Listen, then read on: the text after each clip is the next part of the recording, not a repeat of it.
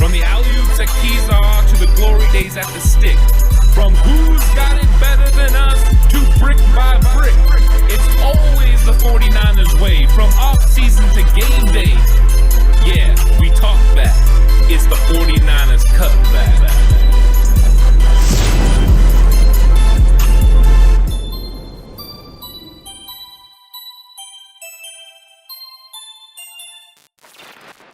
It's 49ers Cutback Podcast time. Welcome to the reaction show. Yeah, the 49ers were in Nashville. We were expecting a jig. What we got was a very sad tune because the 49ers have lost, and now making the playoffs just got a little bit tougher, Alex. This is a sad day. It really is, man. This is not fun. This isn't great. This is nothing about this is what anyone was hoping for. I can tell you it's not going to be fun here in the Vrabel household in a little bit when they get back, but it is what it is, man. This is just this is atrocious, right? This is it had to be before Christmas, right? It just had to be. We couldn't have it all, right? We couldn't have a wonderful, winning 6 of your last 7. The holidays coming up and everything's joyous. Like, you can't have it all apparently. And the 49ers started out great, right? The opening 2 or 3 drives for the 49ers were absolutely phenomenal, other than the Jimmy Garoppolo interception in the red zone. Other than that, it looked like we were about to walk through this team. And then the offense kind of stagnates out. Guys start making mistakes, little things. We saw the remnants of an old 49ers team kind of creeping back into the fold and them consistently shooting themselves in the foot. I think that the Jimmy Garoppolo interception was really big, the one in the end zone. I thought that the 49ers had all the momentum in the world, and if they would have been able to go up 14-0 in that situation, that they could have rolled. They were just firing on all cylinders. The defense was playing very good football. However, that play was huge. Now, the crazy part is the defense responds in a big way and overcomes that. The 49ers get a short field and they're able to go down the field again, but this time, once again, a penalty kind of struggle, makes them struggle. They end up with a field goal and a 10-0 lead. 10-0 felt pretty comfortable, even though, because Jimmy it was crazy. At one point, his only incompletion was literally the interception. It was like Jimmy was firing on all cylinders. He was so good that everyone had an opportunity to catch the ball. The problem was some of the guys who had an opportunity to catch the ball was the Titans. But yeah, it just felt like, it was like a tale of 2 different parts of Jimmy Garoppolo, right? It was almost like he was kind of like 2 different people in the same game. One that would execute in at a high level, and then one that would struggle at times. And I think that this game, the pivotal point of this game, though, is his second interception. The second interception, he overthrows Deebo Samuel, and then they make the play, and they turn that into a touchdown. I believe that they had nothing going, no matter what. Even though they were hitting A.J. Brown and they were converting on third down, it seemed like the 49ers were doing enough to stop and stymie them when they had to. But that was a big turning point in that game, and I felt that gave the Tennessee Titans all the momentum that they really needed, and then they were able to execute, and they were able to get this win. And it's really unfortunate. It really was, man. It truly was. And I just want to say, see you later to George Yash. Jimmy is still the quarterback. That means I'll be back next season. He's still trash. If that's what it is, man, have a good time. Enjoy not enjoying this team in the playoffs. And I guess we'll see you next year whenever, whoever the quarterback ends up being that quarterback. And then you find something else to complain about. This is just what it is right now with this team, unfortunately, man. This was an unfortunate loss. And, Jimmy made mistakes.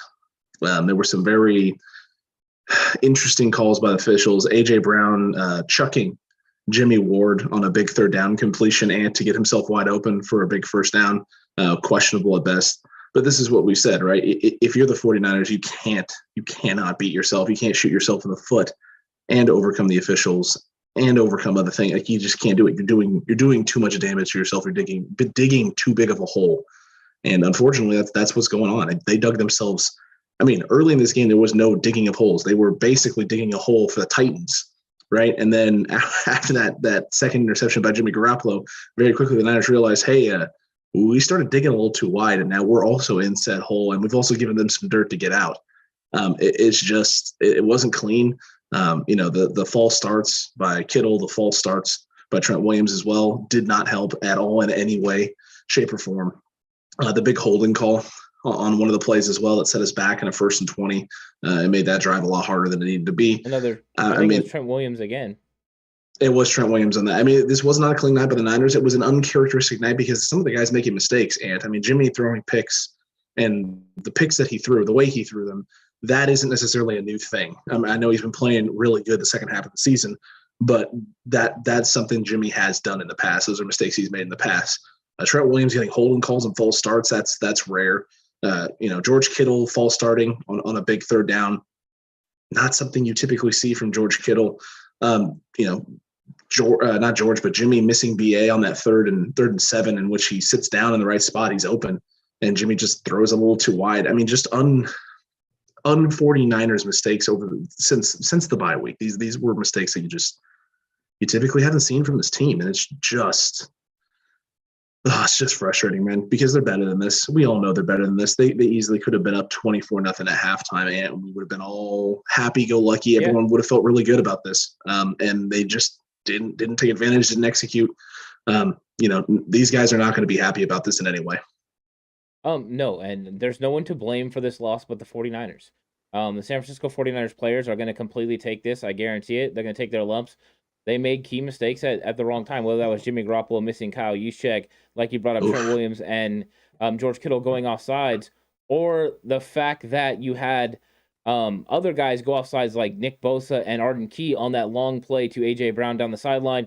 We all know they were trying to wait and just try to get them to jump off sides. This is something the 49ers do all the time on offense, and yet they still fell for it. I knew what was going on. I was yelling it out with the people I was watching with, and everyone knew what was going on except apparently Nick Bosa and Arden Key, who go off sides and give them the opportunity, because I thought Ambry Thomas played a fantastic job or a fantastic game at corner today. And really, that is the only blemish on his record for the entire day. It's unfortunate, but when you put that type of Hail Mary situation or throw up the ball situation, we see Aaron Rodgers take advantage of it all the time. Ryan Tannehill has no fear of making a mistake. When he has no fear of making a mistake, he'll make a throw he wouldn't necessarily make, and they get a big-time play out of it, which ends up turning into points. You can't have this happen, and unfortunately the 49ers did that. But this was a game that the 49ers lost. They lost the football game. They didn't execute at a high level. The Tennessee Titans did not turn the ball over. The Tennessee Titans executed when they had to. They had absolutely no offense in the first half, but in the second half, because of the 49ers' mistakes, they were able to get something going and take advantage of it. So this is good up to them. 49ers need to rebound in a big way. They got some time. They need to go. They need to reset and reestablish themselves, because they got to go beat the Houston Texans and keep their playoff hopes alive. 100%. You have to keep the playoff hopes alive. You have to take care of business. And now, you went from, if you win this football game and then you beat the Texans, and you're sitting in almost a guaranteed spot, right? That Rams game just becomes pride, and potentially, if everyone had lost out and you take care of business, you winning the NFC West, that goes away now. And now you're looking at a situation where you may be in a boat where you have to win their last 2 to get in. And that's not what you want. That's not what you wanted for San Francisco. You wanted to control your own destiny. You had it in the tip of your hands. You had it in the palm of your hands, right? It was right there for you. You started out this game hot. You took care of business early. You made some mistakes, but they didn't end up killing you. The first Jimmy pick in the red zone, I see what he's seeing, and I see what he thinks is going to happen. And it's just unfortunate, right? George doesn't have the leverage that Jimmy thinks he has. George isn't able to get that shield on that little corner stop route. And it ends up just being a turnover. And while that was bad and that was terrible, the Niners got to stop. So that turnover doesn't break your back.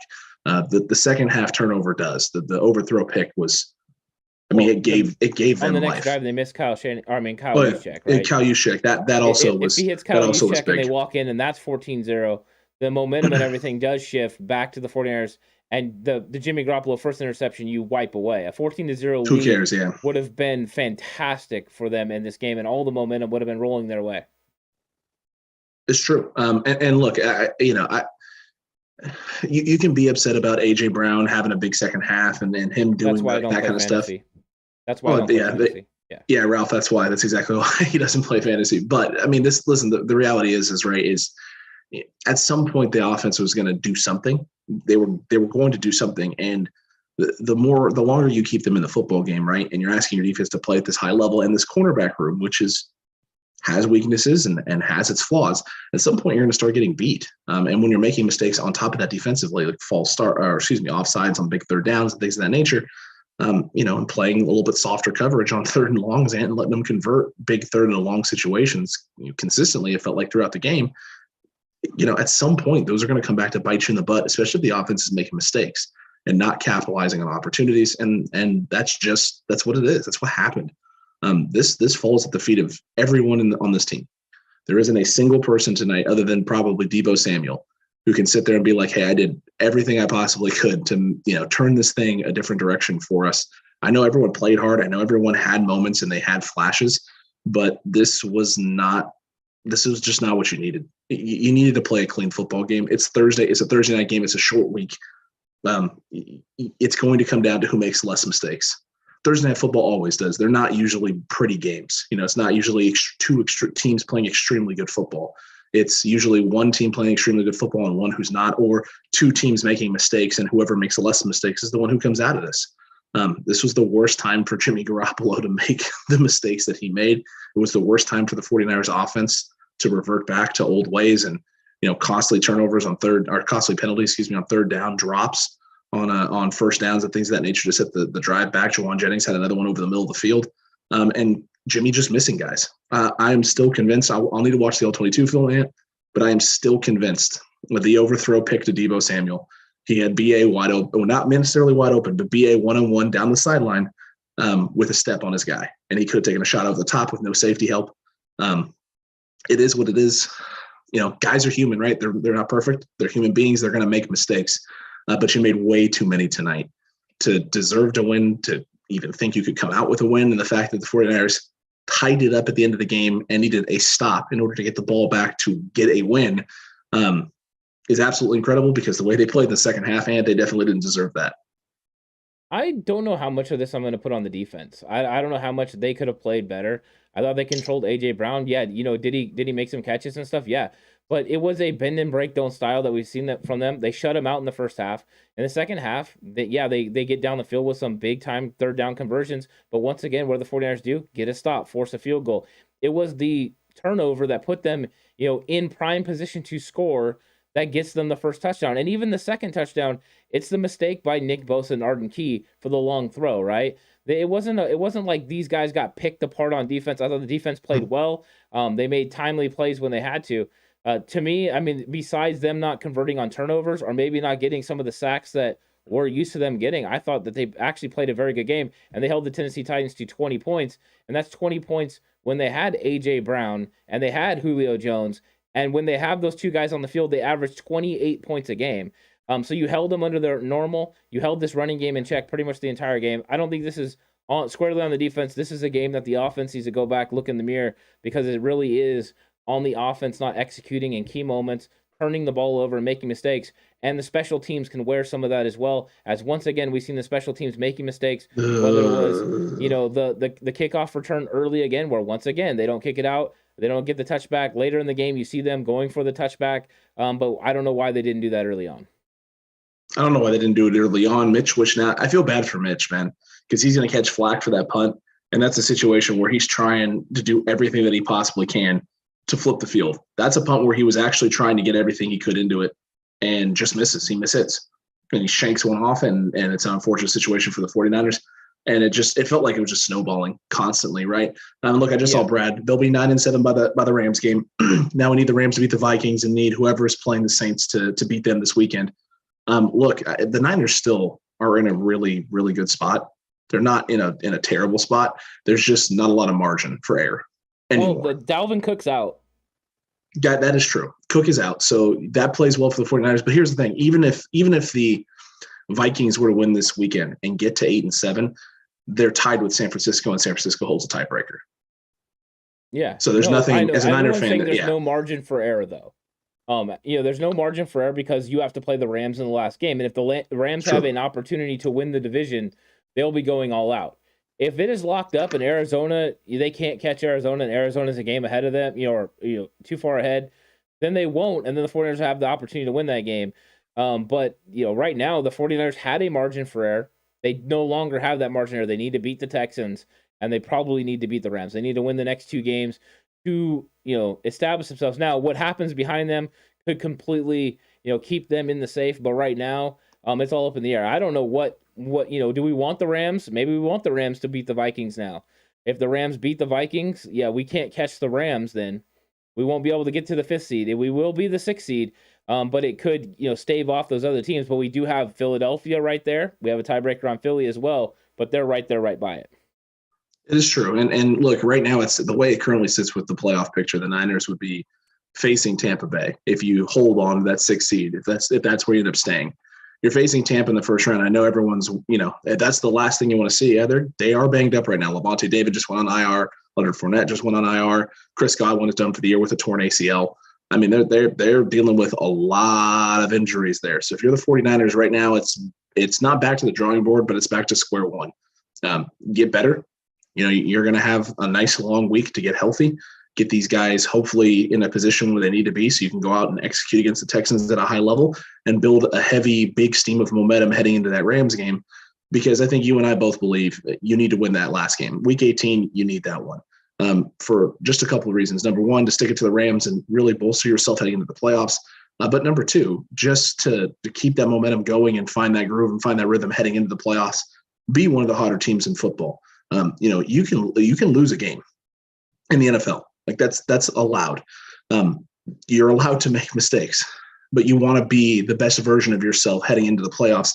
And the Niners can do that. And don't forget, folks, the year that the Giants beat the New England Patriots, I think they lost to them in the second to last regular season game on the road to the playoffs. So, I mean, they lost one before they made the big playoff run. So you can lose a game late and still be who you need to be.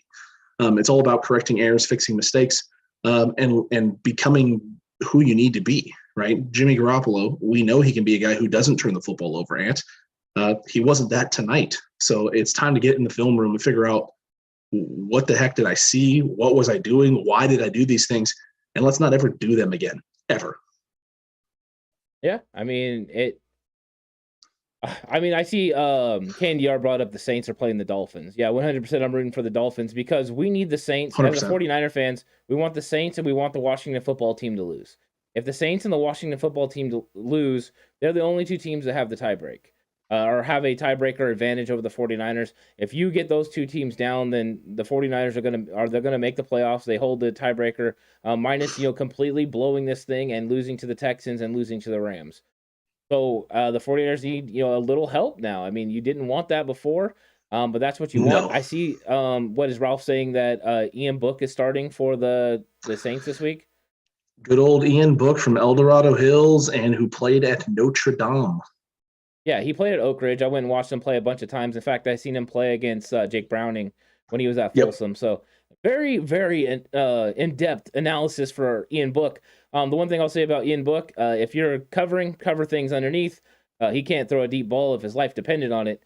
Even his pro day, he put like 70% of the deep balls on the ground. So that is a struggle for him. That is but where he makes up for it is in his athleticism. He has a lot of athleticism. He can move around. He's very gritty.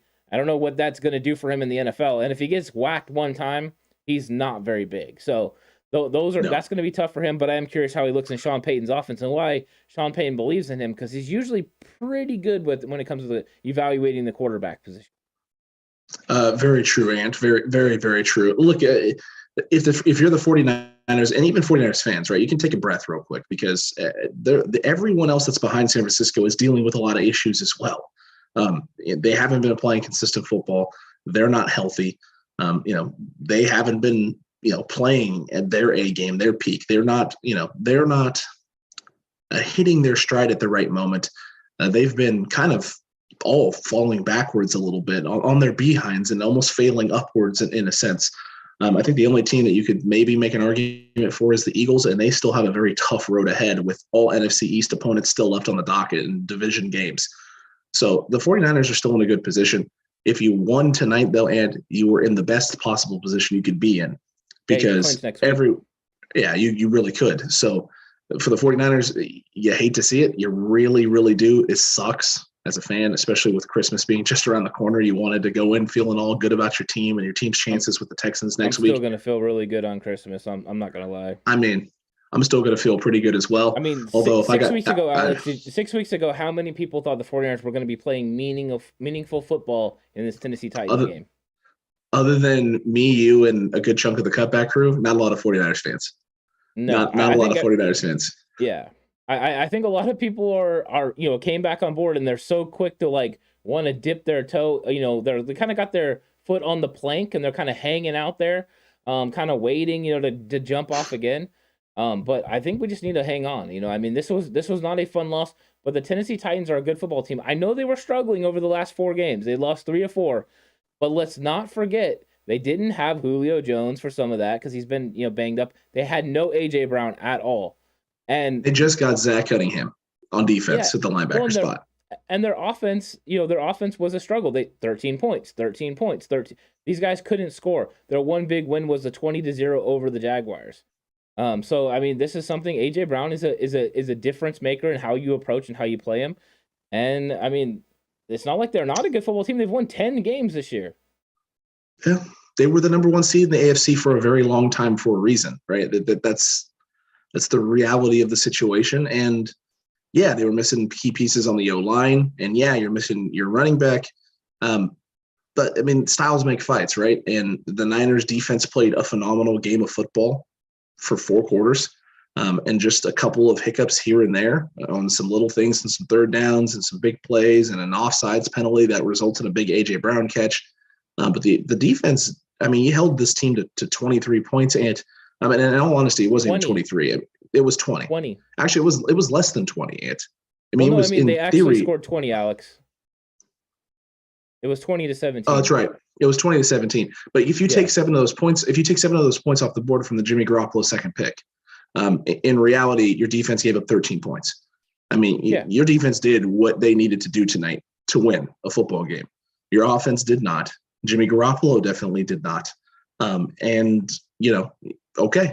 Offense. Let's get back to basics. Let's look at what we did wrong. Let's look at the things we missed. Let's look at the errors that we're making, and let's fix this because it's fixable, man. It's fixable. All of it's fixable. The offside, the false starts are fixable. Jimmy, misreading a coverage and trying to throw a ball somewhere where he shouldn't instead of going somewhere else with it or just throwing the football away. That's fixable. All of it's fixable. Well, I know. Can we look at the positives also? I mean, we talked about Ambry Thomas a little bit, but can we talk about the fact the 49ers defense played fantastic against this run game? I mean, besides Ryan Tannehill's run, really, they locked it down. I mean, their front 7 handled business. Jaquiski Tartt and Jimmy Ward were flying all over, making tackles, making plays again. I wonder what PFF's grade is going to be for Jaquiski Tartt, because if it's not through the roof, if it's not ridiculously stupid high, all credibility. They lose all 100% credibility. Yeah, Jaquiski Tartt played himself. And he played a hell of a game tonight. Yeah, the defense played really, really good.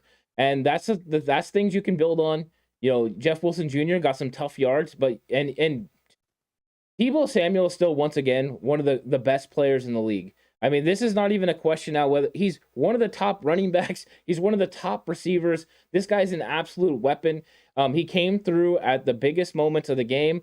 And I think that, the 49ers can build off of those type of things. And you've seen the competitive nature of him. He makes the run, he makes the catch, then he makes the big catch and the big run. You can see the fire in him. You can see that there's a no quit in him, and that's going to be big for the 49ers moving forward. So there are positives to take away from this game. But one thing we know is the 49ers don't win football games when they turn over the football. We've went over these stats too many times. So they just gotta clean that up. They gotta not make those mistakes. And once they do, they can get back to their winning ways. But this is not winning football. No, not even a little bit. And Ryan David with one of the comments of the night, Conan and his stands have been waiting for this moment 100%. They've been licking their chops. He was struggling this week. Grant Cohn was struggling this week. He actually had a video called 49ers legitimate path to the Super Bowl. I mean, I wonder if he's going to counteract himself next week. He's going to struggle. Oh, dude, he's going to counteract. I mean, he was already, the Jimmy bashing is starting. I'm seeing all the tweets already about how, I wonder how the spreadsheet's going to spin this to try and say that Jimmy Garoppolo played a great game. I mean, listen, you can't say that Jimmy Garoppolo played a great game, but you know what you can say, Ant? Again, when the chips were down and the 49ers needed to drive to keep themselves in the football game, Jimmy Garoppolo delivered again. he just can't keep putting this team and himself in a position where he's having to deliver because of his mistakes. If he cannot do that, this team is fine. Jimmy was inconsistent today. I think he's going to say it. Jimmy knows he struggled. He knows he made mistakes. This was not a good football game. This is not winning football. This is not a quarterback that would expect to win with this type of performance. The only good thing we got going for it is the 49ers defense played so well, and the 49ers offensive line held up very well. And the fact that they did that means the 49ers still have opportunities to win football games. Did they lose a game today? Yes. Can they reverse this and get it going? Absolutely. And I don't know why your dad keeps sending the dot. I don't know. Ralph, if you want to fudge it, you want to tell us what's going on with the dots. I don't know. Are you waiting for us to dot? It could be. Are you waiting for us to say something? Jay Hill commented too, so that could be it. I don't know. Third downs are the only downside for the defense. I mean, for the most part. Well, the thing was, though, when did they stop them? They stopped them, though, when they got down there, right? This is a 49er staple, is DeMeco Ryans at times has let them move the ball down the field, and then when it came to time, clamped them up and forced a field goal. That's just not uncommon for the 49ers. And that's the thing, if Jimmy Garoppolo doesn't turn the ball over right there, and the 49ers go on a drive, none of that matters, it changes the game. 100% it changes the game. So it's one of those things where you're gonna lock them up at certain times, but you're trying to make them make those plays. And in the first half, Ryan Tannehill and those receivers didn't consistently make those plays. It was the second half that they got it done. Well done. But you're gonna make them prove that they can do that in that second half. And even in the first drive, though it was a good drive for the Titans, they still stalled and they were forced to a field goal. So that's a defensive win once again. To me, the third down thing, it's a stat, but it's a little overrated. Well, it's a little overrated, especially when the defense played the way that it did all game long, right? I mean, not every defense. This defense has holes. None of us are going to sit here and pretend like they don't. So to expect this defense to be perfect for 4 quarters, for 4 downs every drive, it's not realistic. There are weaknesses with the secondary. There are weaknesses at the quarterback room. That's just a reality, right? So you can't have it all. So if the idea is bend and don't break, and they can do that for 4 quarters, all except for one drive, which, if we're being honest, isn't on the defense, it's on Jimmy Garoppolo putting a ball in space that he had no business throwing. I mean, you tip your hat to your defense. Thank you so much for keeping us in this football game. And offense, take a look at yourself. Let's figure this out. Luke Luna says Alex looks related to Vrabel. Oh, goodness gracious. Oh, boy. Ralph Fudge had just sent me Jimmy G, the Grinch, stole Christmas from the 49ers. I don't know if y'all can see that Cutback crew, but if you can. Yeah, we can see that. Wow. Oh, goodness gracious, Ralphie boy. Goodness gracious, Ralphie boy. Well, I mean, listen, don't let this ruin your Christmas, Cutback crew. That's all I can say. Don't let it ruin your Christmas. It's an unfortunate situation, but the Niners are still in the driver's seat for playoffs. Yeah. They still control their own destiny. A win next week against the Texans, and I don't know if it guarantees the Niners are going to make the playoffs, but I think it makes the chances very slim for a lot of teams. Yeah, and Lou just said, and why do we continue to hear if Jimmy Garoppolo doesn't turn the ball over? Gosh, it's tiring. I agree, it is tiring, but the 49ers have proven that that's the method, right? That they win. When Jimmy doesn't, because he has games, just like last week, where he doesn't turn over the ball. So when he doesn't turn over the ball, they win. The problem is Jimmy Garoppolo does have stretches where he turns over the ball, and this is one of those stretches. It's unfortunate, and when you get into these, you're in a world of hurt. This is this type of situation, coupled with the injury concerns, is why they traded up to get Trey Lance. But to win football games this year, Jimmy Garoppolo needs to play cleaner games. Is it going to be frustrating when he doesn't? Absolutely. However, that is what we need to win. I mean, just because it's inevitable that it's going to happen in some games doesn't mean that you don't hope that it's going to correct itself in some manner. But I can see where Lou would get frustrated. I can see where anyone would get frustrated. I got frustrated during the game, especially the first one, because I saw the opportunity. I wanted to walk away with at least 3 points. You don't turn the ball over in the red zone. You don't turn the ball over in the end zone.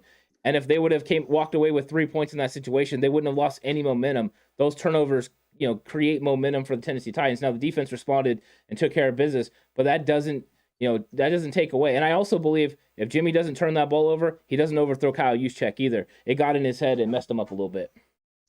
True.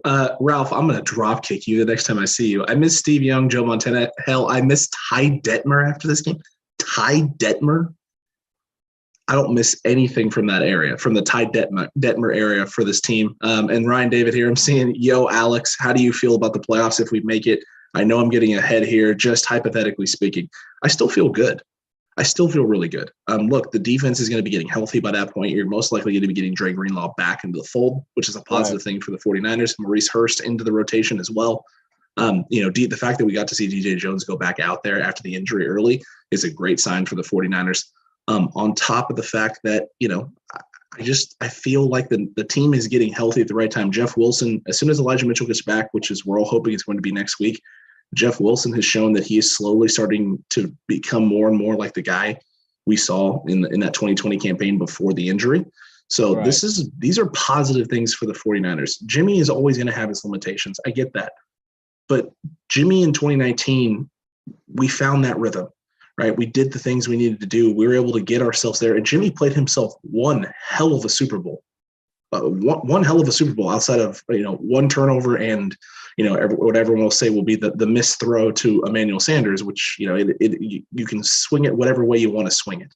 But Jimmy Garoppolo has shown he can get you there, right? So all of these people right now who are anti-Jimmy, everything anti-Jimmy, if Jimmy can get you there, right, and the game comes down on the line and Kyle Shanahan pulls a switch, puts Trey Lance in, and Trey Lance wins the Super Bowl on some sort of play, are these people going to care, Ant? I mean, are they going to care? Yeah. All I care about is getting to a Super Bowl and winning one. I mean, that's all I want for this football team. I know that Jimmy, when he plays clean football, can get us there. We've already seen it. He can do that. So 49ers fans, I get it. I understand. But he doesn't always play clean.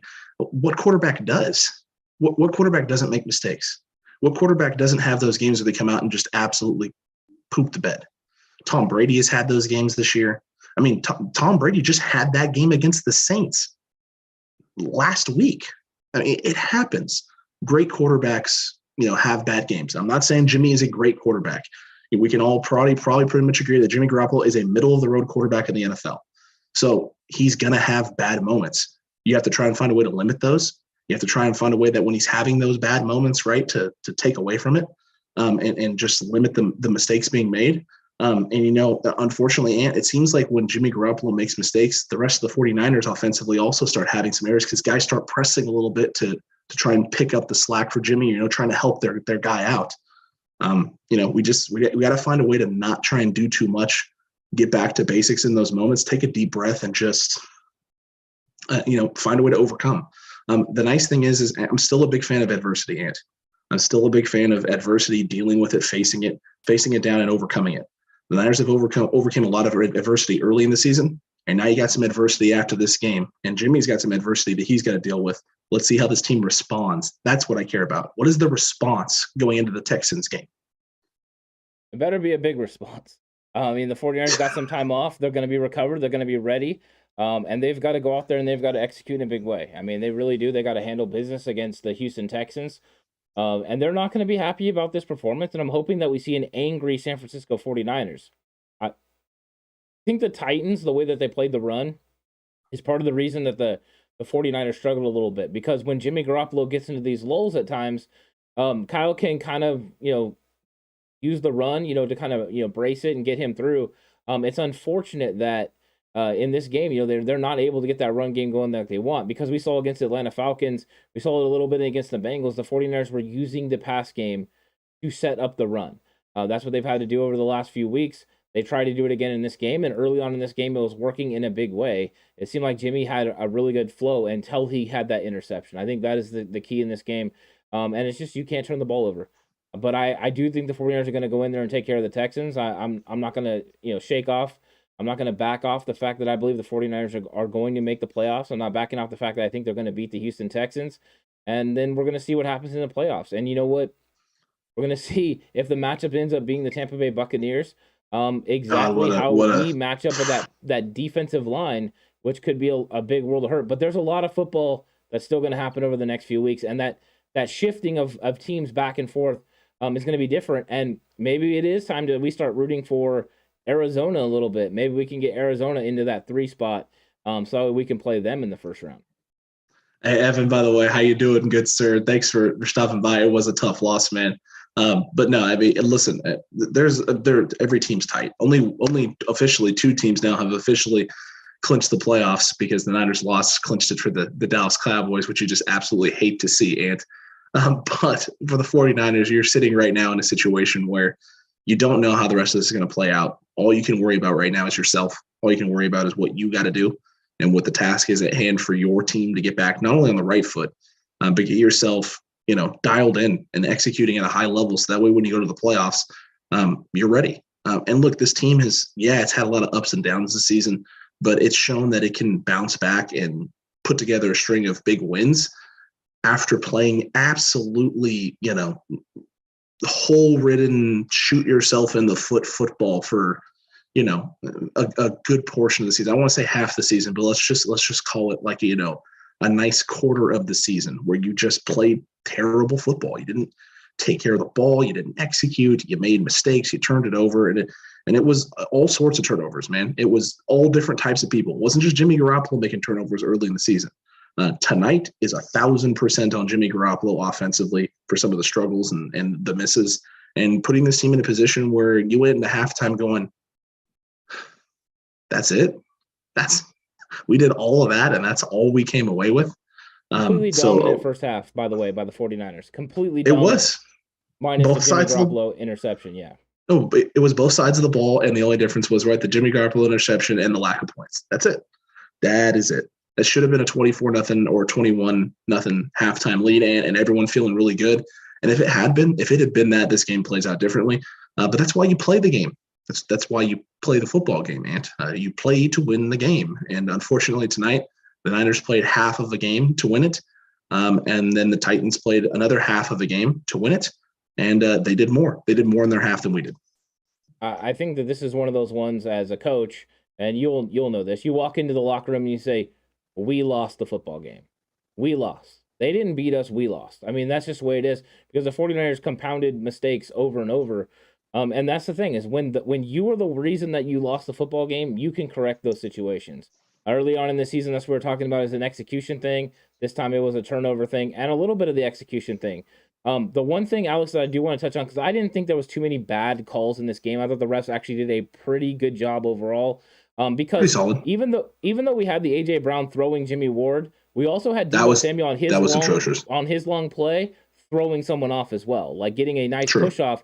So if they're going to let him do that, let him do it. I'm not going to put it on that. But what I will say is they have to do something about when a player's unabated to the quarterback, like Bud Dupree was going off sides, and then Trent Williams grabs him and gets a penalty. They should have blew that play dead. The Trent Williams penalty should have never happened because he's unabated to the quarterback. And that is a terrible play, a terrible call, and it does change things because now the 49ers are playing for a field goal instead of what they could have done. So the league needs to look at that. I know you're wiping away one because the other one's more egregious, but that's when nonsense. It causes the penalty to happen, when it actually causes the penalty to happen, they need to fix that. Listen, I'm all for 15-yard penalties or personal foul stuff, superseding a smaller penalty. However, if the personal foul occurs because the other penalty happens, I mean, it's pretty obvious, right? If A doesn't happen, B doesn't happen. So you penalize A. You penalize A or offset. It's one of the two. You can't punish team B for the penalty that was caused because of team A's actions. Like you can't do it. So it's either wiped away clean or you punish team A. Here's the nice thing, right? Yes, he grabbed his face mask, but it's only a 5-yard penalty for your team. So it's really not that big of a deal. It's not that big of a punishment. And I really want the league to take a look at holding calls when a guy is clean shot at the quarterback and you're grabbing guys from behind like Nick Bosa. A 10-yard penalty isn't enough in those situations for me. It's really not. Yeah, it's from the spot of the foul, Alex. I don't care. I mean, dude, that is a situation where that could be a turnover. And that's Nick Bosa coming free off the edge. That could be a strip sack. A 10-yard penalty for me isn't enough. It's nonsense, dude. When you get a guy coming clean at a quarterback and someone from behind knows he's beaten, just grabs.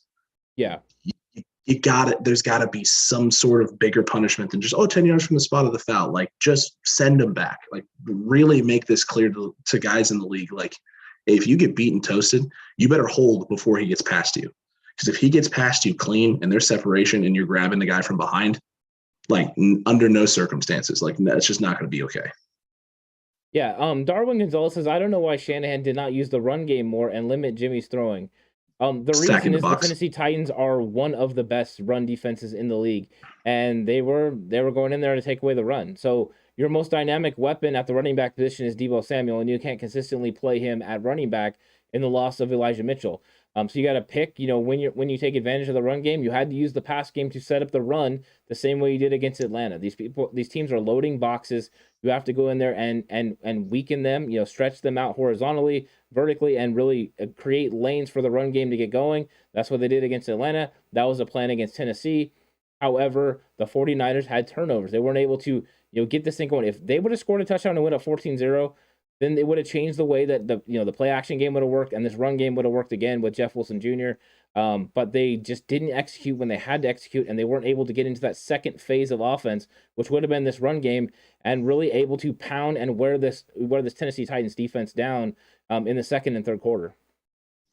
Yeah, as Sir Juju asked a little earlier, Ant, how was the throw? Who was Jimmy throwing to during that interception in the end zone? Because Kittle's covered like a blanket. Not sure why Jimmy even thought he could get Kittle the ball for a TD. I'm pretty sure, based on what the route was supposed to be, which was a corner stop, something that we've seen Jimmy throw on a tight window before to Brandon Ayuk against Green Bay early in the season, that he thought Kittle was going to basically attack the middle of his body and then shield him off. And, okay, I got my big body tight end with a cornerback behind him in space, and I'm just going to put the ball up and let him go make a play. Kittle obviously wasn't thinking that. Jimmy thought that's what he saw, and he threw a pass that he probably shouldn't have thrown. It feels like a miscommunication, but again, if you're Jimmy Garoppolo, these are the things you can't do. You can't make that mistake. You can't guess that that's what George is doing and put that ball up there in that situation, especially knowing that you're guaranteed 3 points here. You're getting at least 3. You need those 3 points. Well, so I think it's like second down. It's second down. You got to play after this. So if you're not 100% confident that this is a touchdown, like, you can put this in here where either Kittle's catching it or no one's catching it, right? Then just throw the ball away, throw it high out of the end zone, scramble, get back to the line of scrimmage and get down and take a no-yard loss. I mean, anything in that situation other than that, it's just those are silly mistakes. They're inexcusable, silly mistakes that you can't make. You can't do those things. And listen, quarterbacks in this league, all of them, they know what their strengths are, they know what their weaknesses are, and they know when they think they can get away with something. And Jimmy thought that was a pass he could make and get away with. And it bit him in the butt, and it bit this team in the butt. You can't do those things, but every quarterback in this league makes those mistakes. You just can't do it. Jimmy's going to learn from it. I have 100% faith that he's going to. We have not seen Jimmy Garoppolo this season and have a game like this and then not come back out and play better, especially since the second half of the season. He's been consistently doing that. When he has a bad performance, he shows back up in a big way. We saw the Minnesota, he had that stretch with the Minnesota game and the game after that where he really wasn't playing that well and then came out and dealt the week after that. So I have complete faith Kyle's going to get back on this guy. Again, Jimmy Garoppolo is going to feel the pressure. And what do we know about Jimmy Garoppolo? When he feels the pressure, and when the pressure is on, he plays at a higher level. It's just the reality of the situation. Jimmy just needs to find a way to keep the pressure on, whether it's from himself internally or whether Kyle Shanahan just needs to say, F it. I can't be going out in the media and telling everybody this is my favorite guy that I've ever coached. I just need to be a total a-hole to this guy the rest of the year and keep the pressure on. No, I think when he's saying that, he's talking about as a person. I don't think he's talking about him as a player. I don't think he thinks Jimmy's his favorite person as a player. He thinks it's his favorite person because Jimmy's a great player. That's why all of his teammates like him as far as a person. But 100%, I'm going to say this, is that play, this is my key matchup in this game, is Jimmy Garoppolo versus the first read.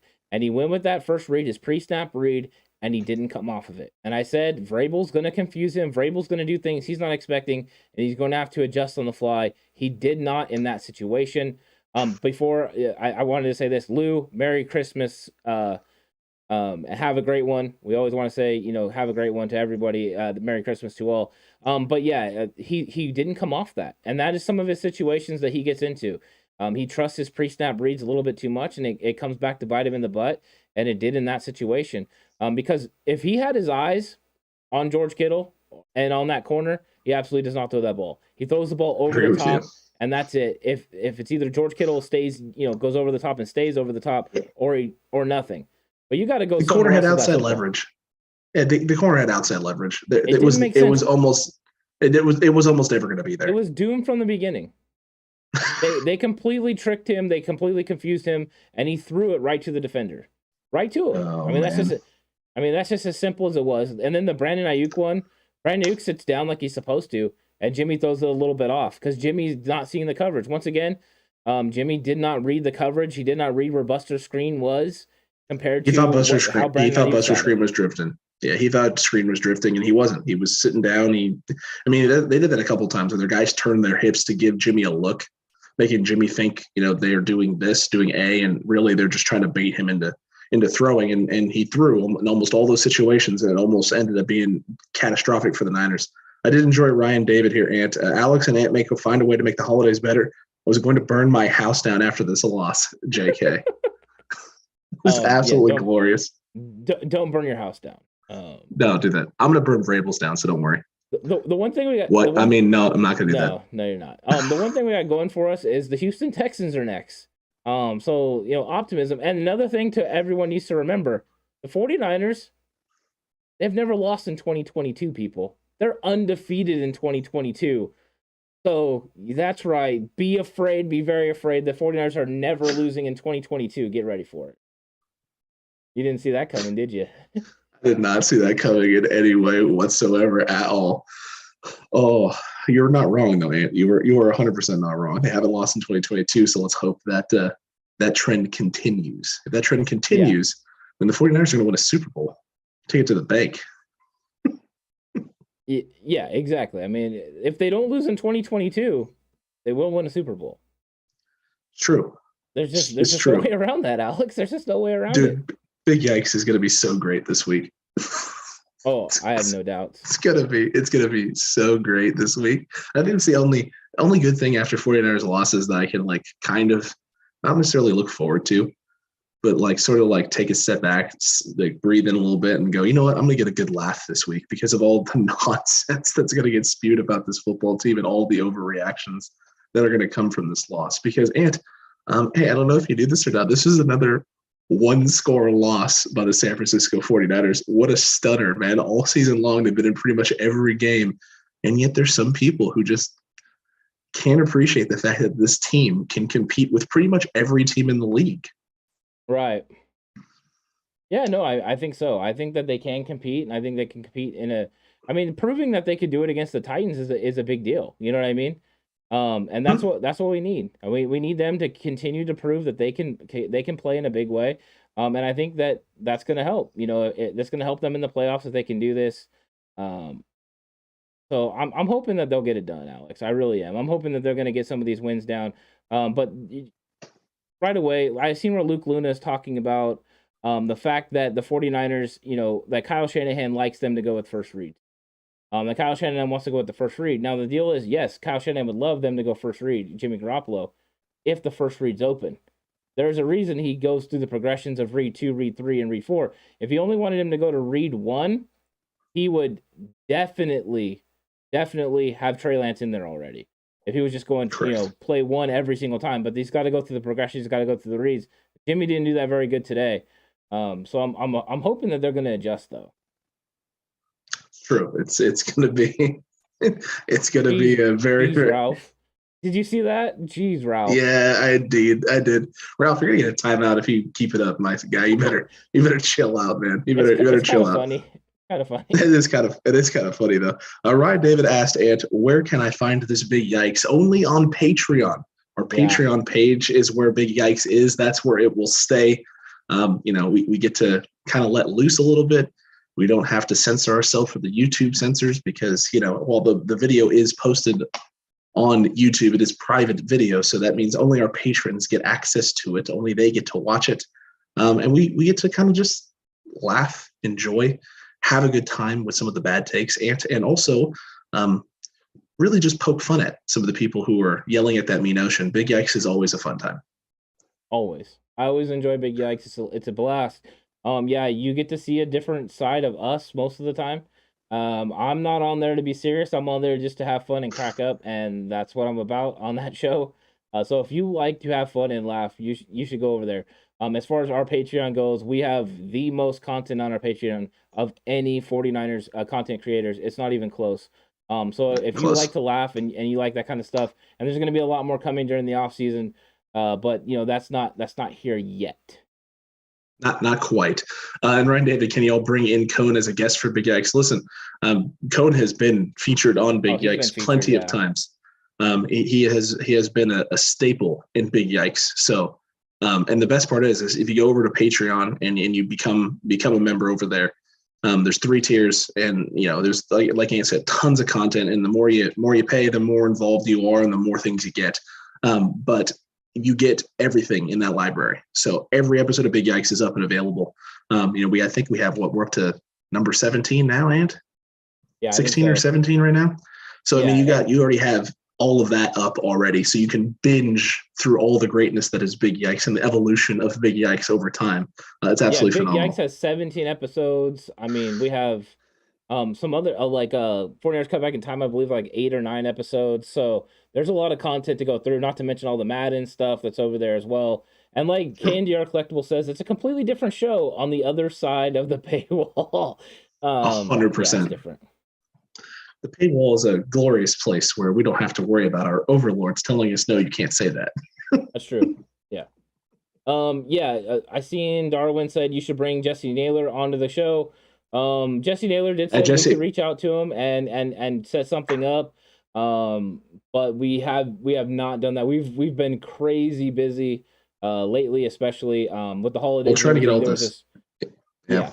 We kind of got grouped up on Twitter together, and he said he would do something with us down the line or whatever. But we have not reached out to him about it as of this time. No, not yet. But I mean, there's always time for that, Ant.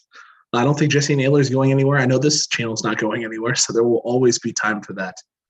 Definitely. Do y'all have the 49ers Discord on Big Yikes? Not the 49ers Discord necessarily, but I do pull some stuff from there. So we take Yikes from everywhere: Facebook, Instagram, Twitter, Discord. Twitter's a good one. Twitter's just a great source for Yikes, man. There's a lot of nonsense. The fan groups on Facebook, fantastic. Oh yeah, some of the fan groups on Facebook are absolutely phenomenal. And Darwin said, "Where are you guys from?" We're from basically from the Valley. We're in California in the Valley. Although I'm at Vrabel's house. Yeah, I'm at Vrabel's house currently, so I'm not looking forward to him arriving. California, where I'm in right there by Stockton, Sacramento. That's where we're at. Yeah. I thought I heard Vrabel coming in, and then I was like, it's too early for that. They're still it's too early. He's celebrating right now. Come on. He's celebrating right now. He's having a good time. Hey, just so you know, there were actually people convinced that you were actually with Vrabel. Where? But first off, I totally am, right? I'm with Mike Vrabel 100%. I got even more pictures coming out. We got more pictures coming out tomorrow for Christmas. Wow. Okay, I'm looking forward to these pictures. You're convincing me. You're convincing me. You were very excited. He was not so excited. Oh man, he was so not excited when I was laughing at Saffold. I mean, that turned around to bite me in the butt, didn't it? I don't think that's the reason that the 49ers left, to be honest with you. Be 100% honest either. I definitely don't think Dylan. I don't think Dylan Radins was the reason that is lost. I actually like Dylan Radins. I think that he's somebody that can develop into something pretty soon. But I also thought he was a better guard than he will be at tackle. So him playing left tackle might have been a little bit of a stretch and reach in this game for sure. That is for sure, Ant. But look, this is it's a tough loss for the 49ers. But look, the cutback crew smiling a little bit, having a good time, laughing, been able to poke some fun at some stuff. You have to try and find some positive, and there's plenty of positive, man. From Deebo Samuel being Deebo Samuel, BA continuing to show his growth throughout this year. Jeff Wilson Jr. having and ripping off some big runs, and the defense playing the way that it did for 4 quarters. With basically both of Tannehill's best weapons out in the field in A.J. Brown and Julio Jones from a receiver standpoint, not obviously from the running back position or even potentially the best player on their football team. But look, there's a lot of positive things to take out of this. You build off the positives, you fix and correct the negatives, and you get back to work. And the Niners are going to have some time off so you get healthy and then, get back to grinding. Yeah, enjoy and try to enjoy Christmas with your family. I know these guys grinded this week. Kyle Shanahan didn't even go home. He slept in his office. These guys were about it this week. They really did put in the work. And I never want to forget how hard these players, these coaches are working. Yes, we're disappointed about a football game, but we need to understand these guys are sacrificing not only for their profession, for what they love, but also the fans. And we need to show them, some love along the way because they've definitely been doing a good job. And they're going to have to live with this, and they're going to go make their changes. They're going to fix things, and they're going to get after it. And I seen where Darwin asked what our game we're most looking forward to in 2022. He's looking forward to the Traders in Vegas. I'll be honest. You know which game I'm looking forward to, Alex? Houston Texans, January 2nd. As of right now, that is the only one that's on my mind. We haven't dove too much into the 2022 schedule, even necessarily draft prospects. I've been doing a little bit of research and some cornerbacks, and I have found a couple interesting cornerback prospects that I can't wait to talk to you about for the 49ers, because that's definitely going to be something on the to-do list for San Francisco, most likely. Wait, we need cornerbacks? Omri Thomas looked good, man. He did look good tonight. But I still think you should a little ahead of yourself. You need to hedge your bets, right? Do you? Maybe. We're going to have this conversation, Alex. Hey, we're going to have a fun conversation. Oh, of course. And I do think we're going to get into the draft, but not out until after the season. But Jason Hill, 83% as of right now to squeak in. I realized 83% was squeaking in. I'm not the best at math, but 83% seems like a pretty good number there to squeak in. Unless you're Atlanta. I wish I had an 83% chance of winning the lottery. I'd be pretty excited about that, but maybe that's just a squeak in. I don't know. That's definitely not squeaking. It's the opposite of squeaking. That's wow. That's basically walking through an open door. It's basically an open door that you're just walking through. Pretty wide open door. As big as I am, I could still get through there. So I appreciate a door being 83% open. I'm walking through pretty comfortably. There's not going to be a lot of resistance on the other side of that door either, Ant. There's not going to be a whole lot of, and the only person that's a problem for is the Atlanta Falcons. Is the only team. No, that's true, Ant. He's not good with the numbers. He's not good with the numbers. Dan Stevenson just jumped on, so we got to say what's up to Dan, because Dan always leaves the great comments in our comment section, and he said, it's hard to go on the road on a short week and play a team that is playing angry from blowing their last game. There you go. He had that comment early on that he was worried about the 49ers playing. He wished that the Titans would have won last week. He felt like that would have gave the 49ers an advantage, and he might be right, because they would have been more comfortable going into this game already with the 10th victory, feeling like they were way ahead of the Colts. It could have definitely changed their mindset, so I thought that was good. It's true. Dan, always good to see you, man. It's tough to go on the road. It's tough to do it on a short week, and it's tough to do it around Christmas also. That's not easy, getting away from your family at this time of the year, having to go on the road, and you're going to then fly back. If you have traditions or things of that nature, it's tough. It's tough to do those things. And the Titans showed why. The Titans showed why tonight. You tip your hat to them. They didn't make mistakes, Ant. And that's what gave them an edge up over the 49ers. And the 49ers did make mistakes, but by no means did the Tennessee Titans go out there and, curb stomp a mud hole in the 49ers by any means. No, it was the exact opposite. The Tennessee Titans escaped with a victory. They'll be happy about that, and the 49ers let one go. And they've done that, more times than they should have this year. And now you figure out how you don't do it again. Yeah, exactly. I mean, what you have to do right now is you have to go in and fix the things that you can. And once you fix those things, then you go ahead and take care of the Texans, and then you play the cards as they lie. You don't know what is going to happen behind you. But like Dan said, maybe the Rams game is a must-win. We're going to find out, depending on what happens with the Saints, what happens with the football team, the Eagles, and the Vikings. And if for some reason all these teams fall off, like I've said throughout the year, Alex, these mediocre teams kind of in that middle range, if they lose and fall off, it doesn't mean the 49ers had to be great to get into the playoffs.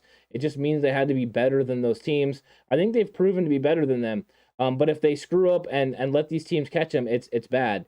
But a loss from the Saints, a loss from the football team, and the 49ers percentage of making the playoffs will go up. But you can't do it without beating the Texans. That's the most important thing.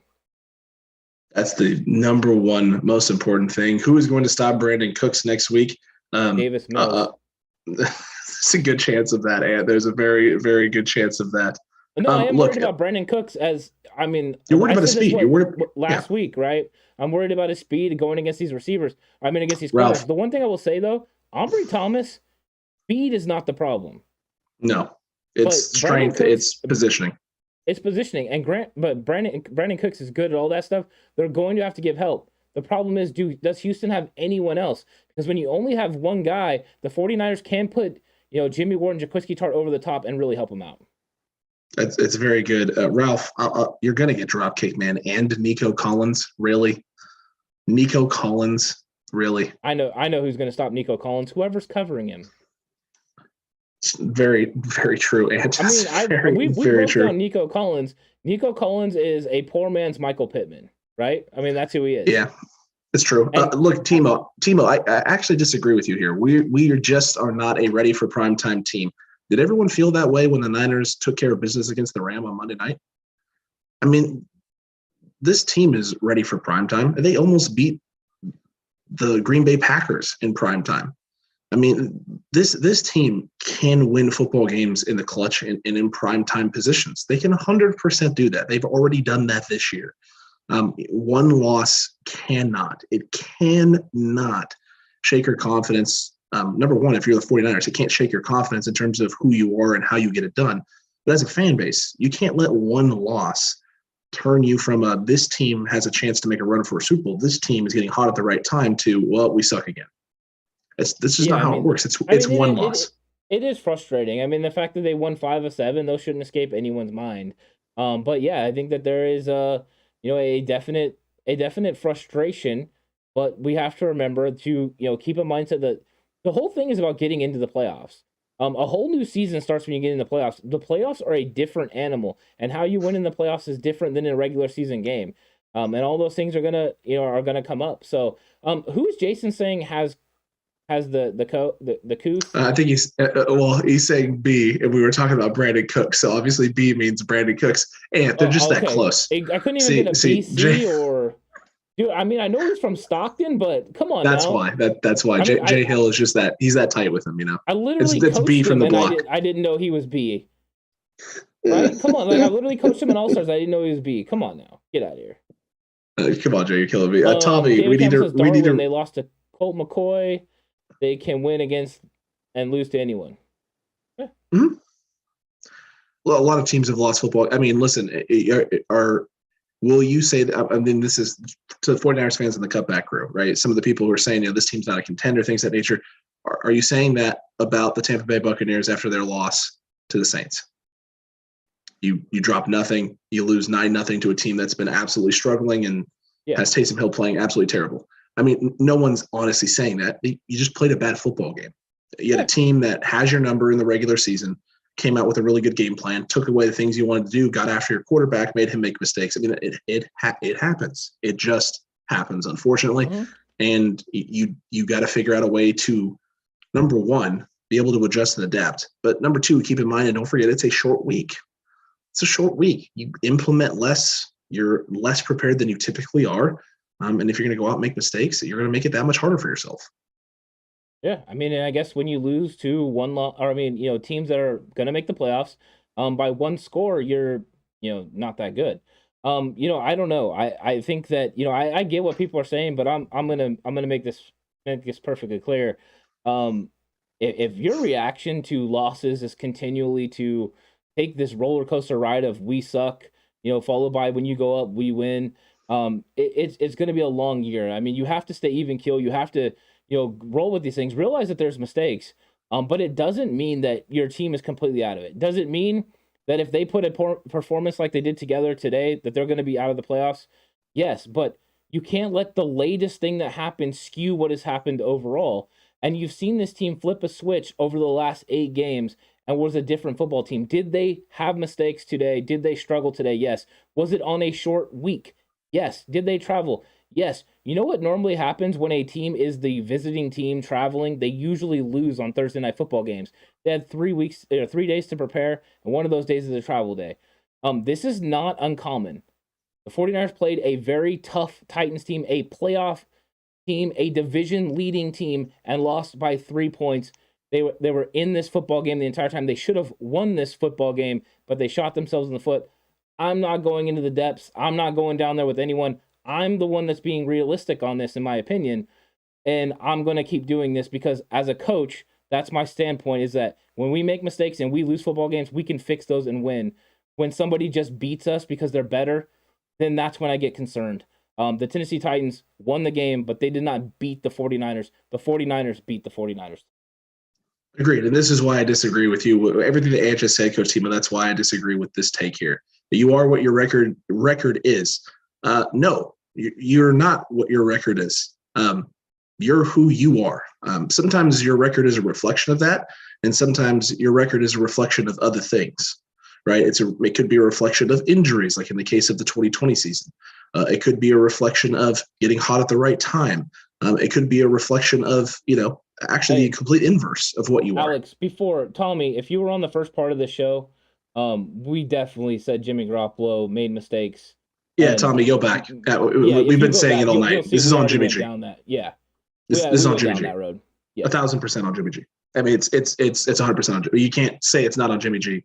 Jimmy G threw away points in the red zone and then handed 7 points to the Titans on our end of the field. I'm sorry I cut you off. I just wanted to kind of get that out there. But Alex, I mean, you know this as well as I do. The 49ers are sitting at 8-7 right now, right? Is it 8-7? Yeah. Is this a good situation? Is this where we thought they were going to be? No. But we had to change expectations when we lost, 4 in a row. When we lost 4 of 5 games, expectations had to change and what their final record was going to be.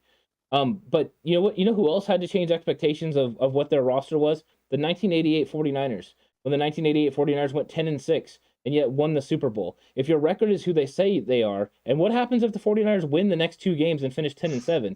Is their record good enough to win a Super Bowl? We don't know. Yes. The only thing is it's about getting to the playoffs. That is the key. Once you get into the dance, you get into the tournament, anything can happen. A team gets hot. The 2008 New York Football Giants. There is so many times that this has happened where you back into the playoffs, you get hot at the right time, you get the right matchups. I'm not saying it's going to happen. It's going to be hard, and they could lose. They could lose in the first round. We all know that's a possibility. This is football. But what I'm saying is, you just can't get down that road that because we lost a Thursday night football game against a good football team, but we made mistakes, lose the game, that we're ultimately going to lose. I mean, it's just not a very good way to look at it, and this is how I feel. Yeah, I mean, listen, for me too, it's a pretty simple thing. A lot of people were throwing praise and hurling praises at teams like the Baltimore Ravens early in the football season. They're not necessarily playing great, but they're just finding a way to win. And I'm sitting there going, yeah, but if you're really watching this football team, there's something wrong. Like with everything that they do, there's something wrong. And at some point, those things are going to bite you in the butt, whether it's later in the season or whether it's in the playoffs. And it's happening right now. This went from a team, Ant, that was undefeated at one point, was sitting with 2 losses, to not currently being in the playoffs. They're not in the playoffs. They were leading their division by like 3 games, and they're not even winning their division currently. Your record is not always your record is not always who you are. Sometimes your record is a reflection of circumstance. The 49ers are that. It's a reflection of circumstance. They are a team who's played very well at times, made silly mistakes and things of that nature, but they've shown that they can also correct those mistakes. It's just that they lost so many games early close that it's kind of inflated it one direction, right? It inflated it a direction early on in the season. And since then, they've kind of showed who they really are, who they truly really are, a team that can control the ball, not make mistakes and things of that nature. Short week, traveling across the country, it's difficult, man. It's very, very difficult to win those types of football games when you got really essentially 2 days to actually practice and prepare, and 1 day where you're flying. You're flying, and really it's film and walkthroughs in a hotel room somewhere. So, it's unfortunate. Also, showering with hotel water and apparently making you ashy, as Debo tweeted out earlier today. Debo Samuel. Like the hotel water, yes. I also don't disagree with you, man. I listen, I don't get ashy like that, but I can tell you what, I've tried using like shampoo and stuff and get like rashes and soap and all that. Hotels suck, dude. They're terrible. Yeah, I mean, I think that there are things, I think let's just lay this out there, Alex. For anyone that wasn't with us earlier, the 49ers struggled in this football game once Jimmy Garoppolo turned the ball over and then missed Kyle Juszczyk. And the turning point in this football game is when Jimmy Garoppolo throws the interception over Deebo Samuel's head. Nobody's denying that the 49ers played bad today. Nobody is denying that the 49ers offense, for the most part, and most of it by Jimmy Garoppolo, is the reason they don't win. You have to also throw in there Trent Williams having a timely penalty, George Kittle having a timely penalty in this game. That is not going anywhere. What is going there is that because they lost to the Tennessee Titans, it doesn't mean the season's over. It doesn't mean they're going to lose in the first round of the playoffs. It means they lost a football game on a Thursday night to a tough Tennessee team, a team that's leading the division in a very tough AFC, a division that a team that at one point had won a lot of football games in a row and were rolling, that's well disciplined, that didn't make mistakes, that didn't beat themselves. And I mean, let's just be honest. If you're going to play those are the teams that win in the playoffs. And you can't forget either. This is a Tennessee Titans team that beat the Los Angeles Rams without Derrick Henry when they had both Julio Jones and A.J. Brown. So this isn't a bad team without Derrick Henry. It's just a different team. It's a different football team. They average more points without Derrick Henry than they do with him. They average 28 points a game with A.J. Brown and Julio Jones at wide receiver with no Derrick Henry. That's a legit stat. Without A.J. Brown, they average 16 points a game. With A.J. Brown and Julio Jones, they average 18 points a game. So there's just a different style of offense when they have those guys together. True, and Shooter just may have said the most accurate statement on the pod. Let's be realistic. The Niners can make it all the way to the Super Bowl, lose, and the fan base will say they suck. No, there's a good chance. I mean, there is, I mean, it's frustrating when you're a fan. I mean, that's part of it, being a fanatic. You want to go over the top when you win. You want to go down when you lose. And that's what happens. I don't do that. I'm a coach. So the first thing that happens is when we lose, I need to analyze it. Am I frustrated? Yes. But then I need to figure out why we lost and then go fix it. I don't all of a sudden believe that my team's not good because I lost. If they would have gotten dominated, if Tennessee would have came in there and beat them up running the football, ran over them, executed continuously and beat them, I 100% would have said, you know what, the 49ers do not have it. They're not going to be able to handle it. I did not see that in this game. I saw a 49ers team that should have beaten Tennessee. And by saying that, I also believe that they can beat teams that are going to be in the playoffs because Dan Stevenson's right. Nobody has distanced themselves in the NFC. Nobody has come out and said that they are the best team. Chris Sims said the same thing on his podcast this week. There is no team that has elevated themselves beyond the possibility of them getting defeated. It's all kind of mucked up. So all you want to do is get in the muck and then see what happens. Any team that makes the playoffs has a chance this year. That's the kind of year it is. Any team. Now, could the teams at the top get hot at the right time and figure it out and roll through? Absolutely. But any team that makes it into the dance this year is going to have an opportunity. Ryan David, it's not the fan base. It's the cone stands. It's very well said. David. Well said. Absolutely. There's just a lot of them, and they're loud. No, I mean, what it is there is in everyone, Alex, there is a natural inclination to be negative in the situations where you start getting frustrated. You start believing that, you know what, this is going the wrong way. This team sucks. It all sucks. I mean, when I used to play video games, if I couldn't beat it, you know what, the game sucked. But you know what happened once I started winning? This game was awesome. And that is how 49ers react. 49er fans react sometimes. I mean, it's a pretty, it makes sense. I mean, it just kind of logically follows. It's just unfortunate, man. It really, really, really is.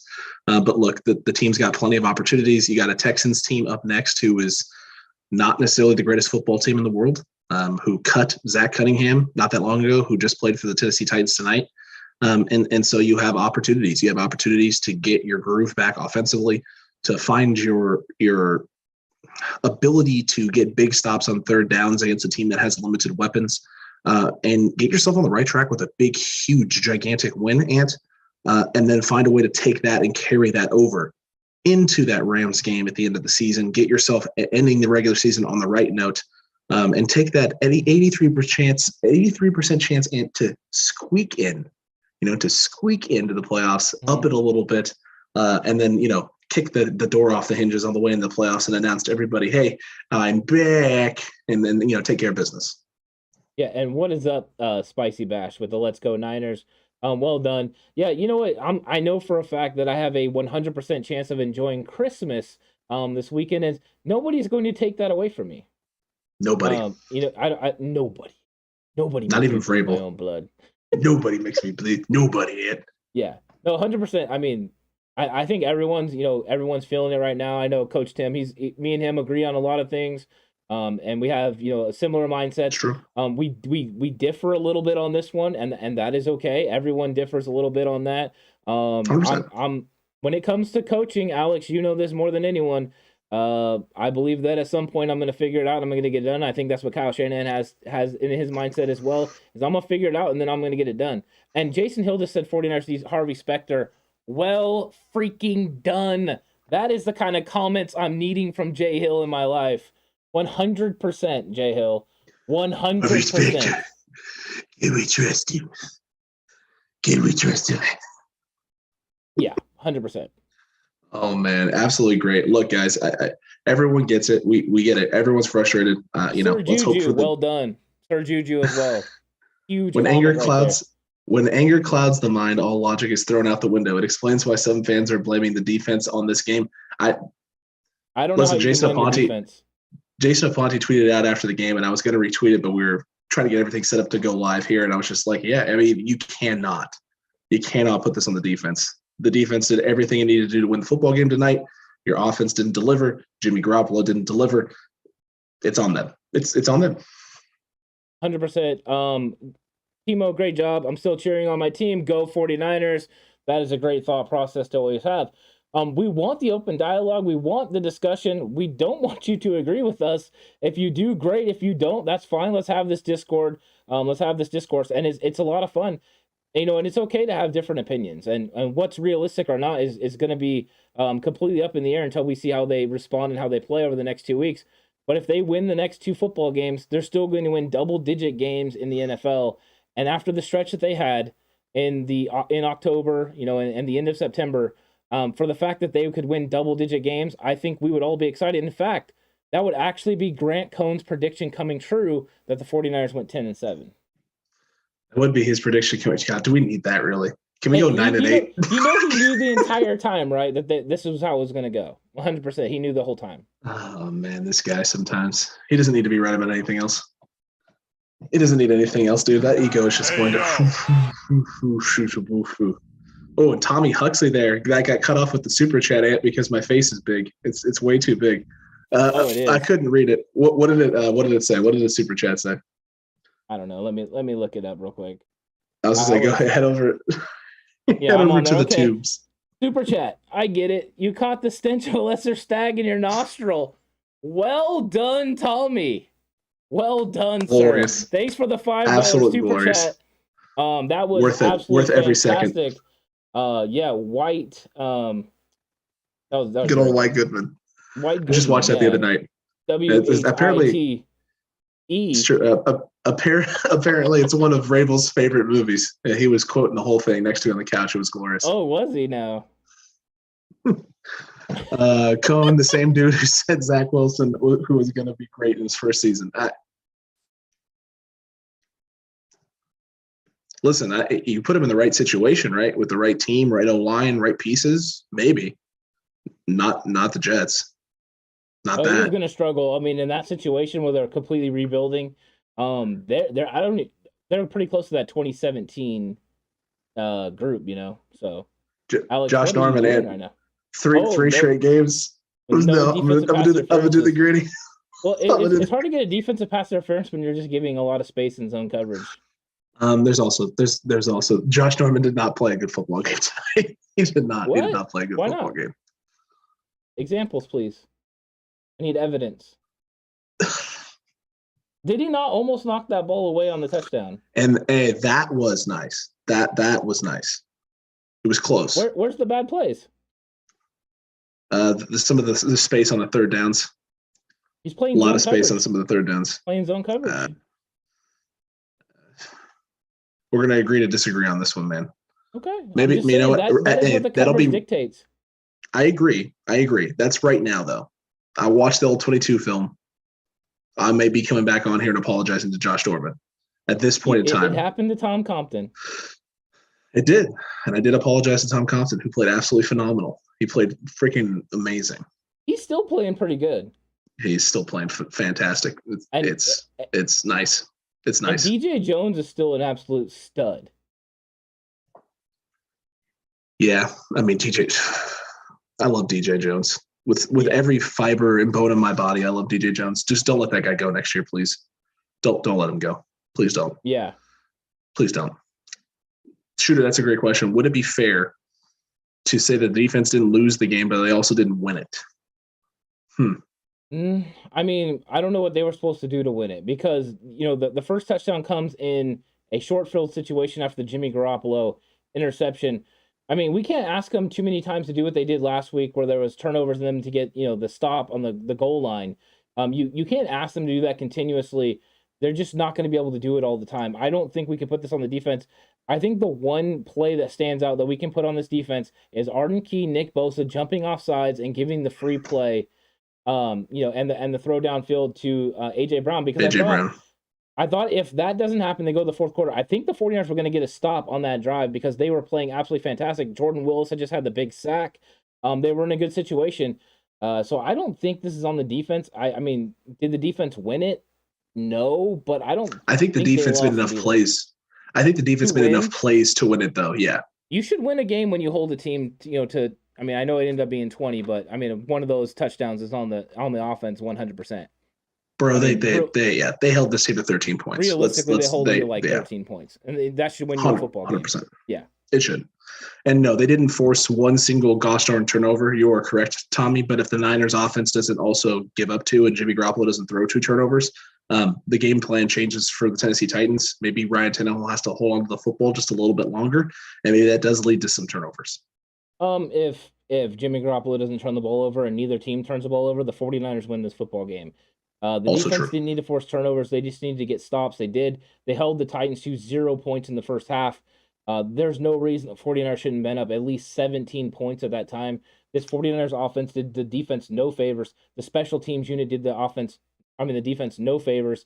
This is one of those times where two phases of the game didn't get it done, one did. And he still almost won. The defense is playing playoff caliber. The other two need to pick it up. The special teams hasn't played playoff caliber except for one game the entire year. That's the Bengals game. That's the only time they played playoff caliber. Other than that, nothing. And the offense didn't get it done today. They had done it 8 previous weeks in a row, but this one they did not.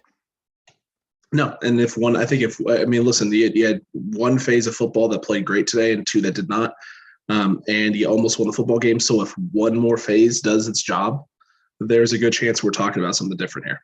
And ideally, it has to be your offense. It has to be.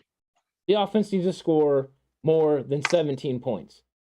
100%, they need to score more than 17 points. This offense is going to score over 30 every single week. They didn't get it done. They just didn't get it done. That's as simple as that. And how much of that is on the rest of the offense and how much is on Jimmy Garoppolo? A lot of it's on Jimmy Garoppolo. Ton of it. Most of it at this point in time. Yeah. Based on what we've seen and what we know, yeah. And Tommy, complementary football is why they made the Super Bowl in 2012 as well.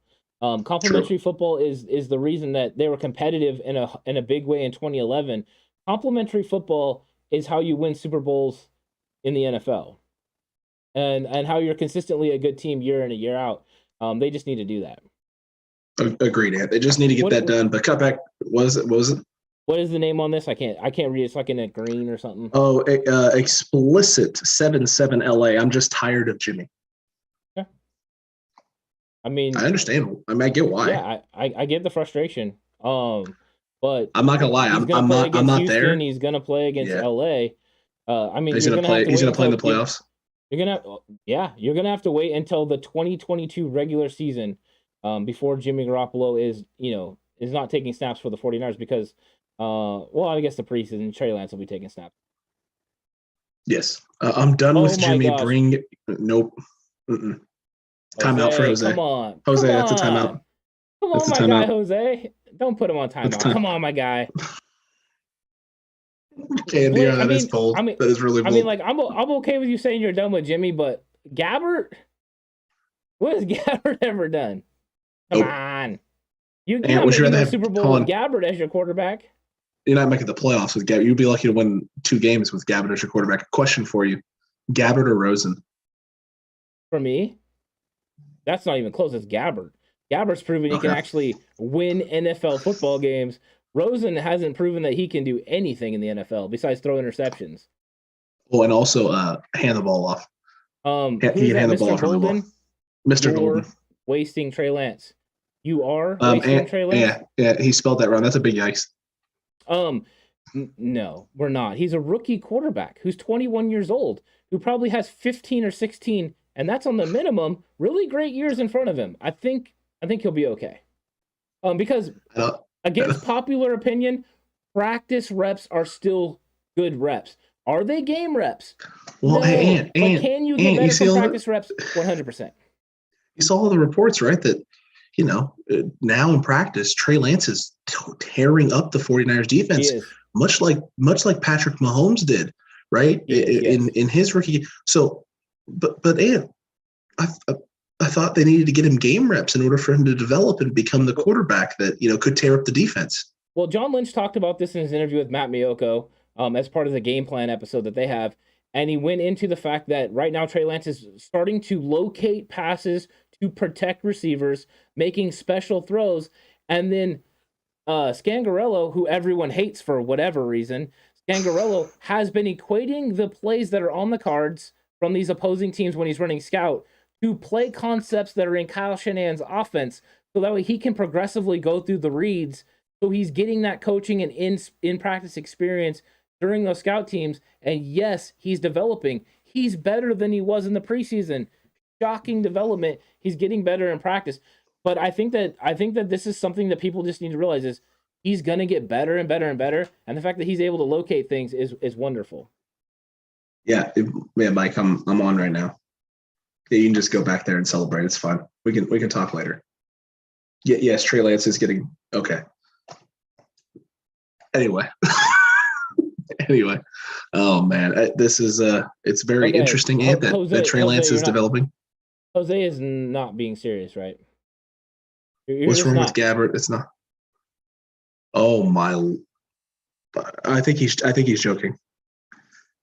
I'm just gonna assume we're gonna go with joking. Joking or trolling at this point. We're gonna go with that. I can no longer take him serious. I know I can't. Is holding Tom Brady's clipboard. Yeah, and he's also not their long-term solution. So if something were to happen to Brady, they would just blow it up. Blaine Gabbert is a career backup. 100%, he's a career backup. Nope, can't do it. Nope, not there. Can't do it. Yes. Nope. Okay, so nope. For Stovey, yes, it will play into the speed because he's going against the first team defense of the 49ers. So when he's taking these reps with the second team unit, he's playing against first team defense, and he's doing this well against the 49ers defense, which means that the improvement is there. And me and Alex were at training camp all during the offseason. We went a bunch of days, and Trey Lance was consistently taking reps with Brandon Ayuk, Deebo Samuel, George Kittle. They did a very good job of working in all the receiver groups as they went through, and he got work with every single one of them. He's continuing to get better, but most of the development that needs to be done for a rookie quarterback is not reps on the field, but reps right up here mentally that he's going to be making, going through progressions, going through film study. They video practice, they watch practice, they break it down every single day. Him and Coach Rich Scangarello are going through all of his reads, all of his progressions, doing what he needs to do. He, in fact, is actually getting better on his motion as well, Alex. John Lynch said he's compacted it a lot. It's a lot tighter, and he's getting a lot better. And that they basically, he said, we do not regret making that trade. And I would happen to say, I want you to watch the interview and see if you believe it, but he pretty much said that Jimmy Garoppolo is not in the future of the 49ers. He said it without saying it, that Trey Lance is going to be the guy in 2020. Well, there you go. I'm all good with it, man. It is. We've been saying that. We've been saying that. I mean, that's been the reality, right? It's you made this move knowing that you needed a year I You love needed when a the year for cutback Jimmy. crew comes through. Shooter, KNDR, well done. Absolutely great. But this was always going to be the plan. This was the plan. When you made the move for Trey, you weren't going to roll with this roster and these guys and these pieces with a rookie. You weren't going to do it. You were going to stick with the vet guy, and he was your fallback plan in case Jimmy played terrible or he got injured. Jimmy hasn't been playing terrible. He did get injured for a little bit. Trey stepped in, almost got it done against the Cardinals, and now you're riding this thing out with Jimmy and waiting to see what happens with Trey. That's what this is. We'll see what happens next year for Trey Lance. And right now you focus on what Jimmy Garoppolo can hopefully get done for this team this year. I don't know if you saw it. So Jose's Oh, been God, joking I'm around, done. of course. All right, I'm done. I'm done. Nope, right? I'm out. He's been joking around the whole time, so he continues to joke. But KNDR, yeah, Gabbert beat Mahomes in the Super Bowl. Jimmy G couldn't do that. In fact, though, Jimmy G has won more Super Bowls with Tom Brady than Blaine Gabbert has. How you like them apples? Suck it, KNDR. So once again, Jimmy G better than Blaine Gabbert. You heard it here first. But Stovey, here's the thing: you don't necessarily. They're saying all this about Lance. If Lance were a better option than Jimmy right now, Lance would be playing. Trying to find the right angle to do my shooter. I don't know. Can't do it. It's all good. Yeah. Frankie, y'all were talking all that mess. I said the Titans were going to make Kittles our. Oh, he said the B word, like we did Kelsey. Okay. Hey, my guy, Frankie, I hate to really, oh, man, and the middle fingers, and this guy's classy. He's a classy Titans fan. Look, Frankie, you guys got to win tonight. You did enough to win a football game. Yeah. Congratulations. Short week at home. Titans took care of business. We won't take anything away from you. But if you're happy about that win, I mean, okay. Well, I'm going to help Frankie out a little bit. Hit that caps button, buddy. You accidentally left it on. Unless you're just really yelling. And why are you yelling at that mean ocean? He's going to be a big yikes. You won. Be happy. It's okay. Enjoy your anger. And he's actually salty. He's salty on our podcast on a reaction show about the Niners losing. He's salty. Yeah. That's funny. Yeah. It's pretty good. Yeah, we were talking all that mess, bro. All of it. Andy, our collectibles edgelord Frankie over here. Oh, goodness. Welcome to the 49ers Cutback, Frankie. If you've never been here, welcome. And I think it was the Madden sim. You ain't going to get us. I think the Madden sim was what did it in for him. I think that's what Madden sim tilted was him over far there. off this one, by the way, Alex. They had the wrong quarterback throwing the turnovers. You changed it to Jimmy Tannehill. We'd have got it right. It's accurate. Yeah. Madden simulation struggled in this one in a big way. But Tommy Huxley's right. 2 turnovers, only a win by 3. Yeah, Titans should be very happy with themselves. Yeah, super, super happy. Wow. And oh my. All right. We need to go. Jose is losing his mind, and he's just losing his mind. Holy cow. Jose's having some fun. He is definitely over the loss at this point. We are completely over it now, Alex. Hey, we definitely are, Ant. But look, we got Christmas coming up. It is officially where I'm at now. It is officially Christmas Eve, Ant. Oh. What a sore winner. Tommy, you're not wrong. You're not wrong. But look, it is Christmas Eve now where I'm at, and we're all having a good time. Boom. Yeah. He needs to. You want to see Frankie, you'll want to see yourself. It'll be great. It's Christmas Eve, and a lot of good stuff going on, at least over here on the East Coast where I'm at with Vrabel. That's what I mean. Frankie, you realize I'm at Mike Vrabel's house, right? Like, I've been talking all that mess, but me and Mike Vrabel have been hanging out all week, man. What do you mean? Hey, when you went in, were you like, Mike Vrabel's house? I can't wait to meet him. I can't wait to meet him, dude. I walked in. I was like, whoa, Mike Vrabel's house. Oh, look, little footballs. Aces out. All the inside jokes on that are great. Merry Christmas, Stovey. Merry Christmas, Cutback Crew. Cutback Crew, we love y'all. We appreciate y'all. Thank you so much for all the support. It's an unfortunate loss for the Niners, but hey, we'll bounce back in a big way. And the channel's going to bounce back in a big way. But we're going to take some time off to enjoy Christmas. But we'll be back with our regularly scheduled podcast and show, Ant, starting Monday. Wait, we lost? Yeah, it's true. We did lose. No, yeah. Merry Christmas to everyone. we're gonna enjoy some family time. Everyone enjoy your family over this time. Enjoy whatever holiday you celebrate. If it's Christmas, Merry Christmas. And if happy holidays to everyone. Enjoy it. Spend some time with your family. Hug everyone. It's been a crazy 2021. Looking forward to 2022, but we're gonna have a lot of great content coming up. And Jay Ellie, Merry Christmas, man. Merry Christmas, Jay Ellie. Merry Christmas, Cutback crew. We'll see you all next week. Enjoy your Christmas. Enjoy your holiday. Spend time with the family. Love the people that are in your life, and love this football team. Love the Cutback crew itself. Right, share things with each other, and we'll see you. We'll see you on the next one. But I think it's time to chalk one up. Yeah, Alex, let's chalk another one up. Later, Cutback crew. You take care of yourself. You stay classy.